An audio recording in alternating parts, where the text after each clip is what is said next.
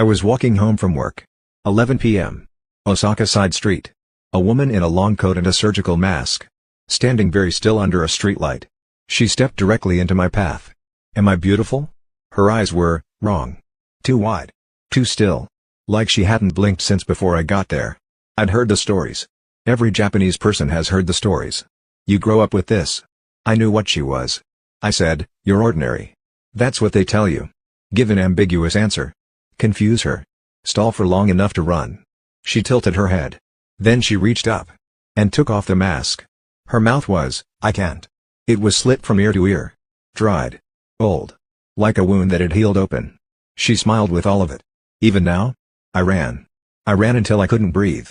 When I finally stopped and looked back, she was standing right behind me. She hadn't run.